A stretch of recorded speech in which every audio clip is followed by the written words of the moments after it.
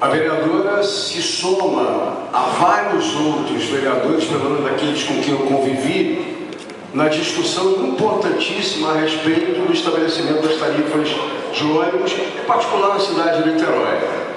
Essa discussão sempre foi cercada de muito mistério, como se fosse um tabu, e a impossibilidade da gente ter acesso ao conjunto das informações de maneira atualizada dificulta mais ainda o posicionamento, independentemente de ser base do governo ou ser base do governo, porque quem concede reajuste de tarifa de ônibus é o poder concedente, que é o prefeito.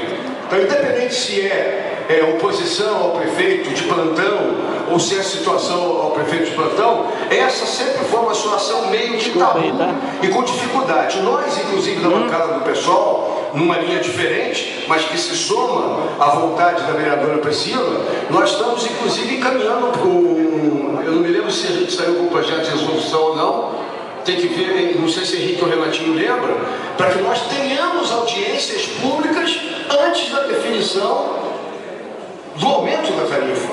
Porque a rigor não tem que dar explicação a ninguém. Ele se articula, o governo se articula com os representantes do empresariado e define o valor. E o povo fica sabendo pelos jornais que antigamente sabia no dia, né? Só que depois de um quebra-pau no Rio de Janeiro e um incêndio de ônibus no Rio de Janeiro há mais de 10 anos atrás, o governo desistiu de fazer surpresa. Ele avisava por antecipação, com alguns dias de antecedência. Eu gostaria de apenas dizer qual é o tamanho da dificuldade que quem quiser discutir junto com a vereadora Priscila vai ter nesta matéria. Os últimos dados sobre planilha, Priscila, que nós obtivemos na Câmara, eles datam de 2007, se eu não me engano, 2007. Pelas planilhas apresentadas à Câmara em 2007, nós podemos afirmar, se a minha memória não está me traindo, que 71 milhões de passageiros foram transportados naquele ano de 2007 pelas empresas de ônibus no município de Niterói. Então não estão nessa conta as empresas que fazem transporte intermunicipal, São Gonçalo, Niterói, Niterói-São Gonçalo, Niterói-Rio, só municipal. 71 milhões de passageiros transportados naquele ano. Se nós considerássemos, para facilitar o nosso raciocínio rápido aqui em plenário, isso significaria um negócio potencial, para usar Bruno, a palavra potencial, Bruno? Para usar a palavra potencial, que tem gente que não sabe muito bem o que é potencial ou não, seja no plano urbanístico, seja nas finanças e tarifas de ônibus, isso significaria R$3 arredondando, 71 vezes 3, 2 vezes 7, 24, 243 bilhões é a atividade econômica de transportar pessoas no município de Niterói em um ano. Quando a vereadora Priscila propõe passagem a R$1 e considerando que o empresariado de ônibus é financiador, escondido, porque é proibido pelo rolê, é financiador de campanha de prefeito e de vereador, alguns vereadores, deputado, não? Diz o nome, não preciso dizer o nome, que os empresários de ônibus não me processam. Pois bem, isso significaria, pela definição, para a gente avaliar o tamanho da multa, a R$1 significa um município, na sua relação com o empresariado, que é concessionário, pagar por cada uma das pessoas transportadas um total no ano de 140 milhões. Se a gente olhar o orçamento do município de Niterói, eu não me lembro qual é a expectativa, desse ano fecha 1,8 bilhão. 1,8 bilhão ano que vem, esse ano 1,500.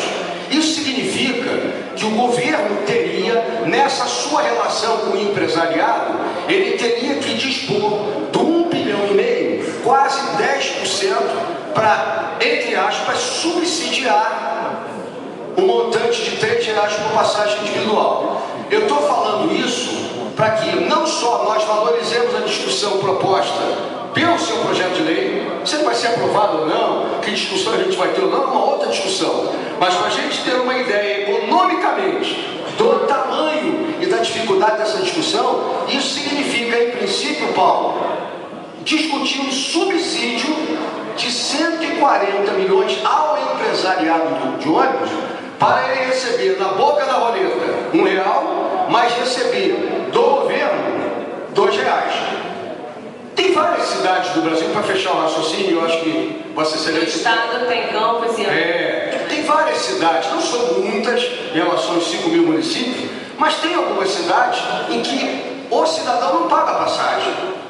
O que a gente tem que levar em conta? Não, e tem em vários lugares. Só que a gente precisa lembrar, especialmente eu que sou sindicalista e representante do trabalhador, o motorista de ônibus não trabalha de graça. Ele leva feijão com arroz para casa. O trocador não trabalha de graça. Ele leva feijão com arroz para casa. O óleo diesel, que o petroleiro da Petrobras e de outras petrolíferas desenvolvem, etc., não é de graça. Os petroleiros trabalham nas refinarias para fazer. Na vida tudo tem custo. E é desse custo que cada um dos trabalhadores conquista o seu, através do salário e do seu trabalho, conquista o sustento das suas famílias. Na prática significa o quê? Transportar pessoas tem custo. Qual é a discussão? Quem vai pagar esse custo? Nós podemos ter uma discussão que isso conste do orçamento do município numa decisão da sociedade como um todo, e a partir daí a remuneração do empresariado que se dedica a essa atividade econômica, e podia ser atividade estatal. Eu poderia ter uma empresa estatal de transporte de pessoas, mas os trabalhadores dessa empresa estatal, motoristas ou não, também receberiam o salário. O que é relevante discutir é o seguinte: tem custo. A sociedade está disposta a discutir quem banca esse custo, se é uma atividade direta na roleta, cobrando diretamente da população, ou a população, como decorrência dos impostos que paga, ela direciona o governo para uma definição político-administrativa dele. Vai constar ou vão constar do orçamento do município os recursos necessários para o pagamento daqueles empresários que se dedicam à atividade econômica, e na roleta ninguém mais vai pagar passagem. Essa é uma discussão, uma tendência importantíssima de discussão no mundo, que o projeto de Vossa Excelência traz à baila. Vamos ver a nossa capacidade de discutir com o conjunto dos vereadores e da nossa boa vontade de ter interlocução com o próprio governo para ver a vontade do governo. Nós, por vício de iniciativa, não podemos impor ao governo um subsídio de 140 milhões. Mas nós podemos, através do projeto, propor uma discussão que no conteúdo é importantíssimo para você estabelecer um outro patamar de relação entre consumidor, usuário do serviço de transporte e prestador de serviço que poder concedente. É uma discussão a ser feita. E pela importância dessa discussão, eu felicito Vossa Excelência pela iniciativa.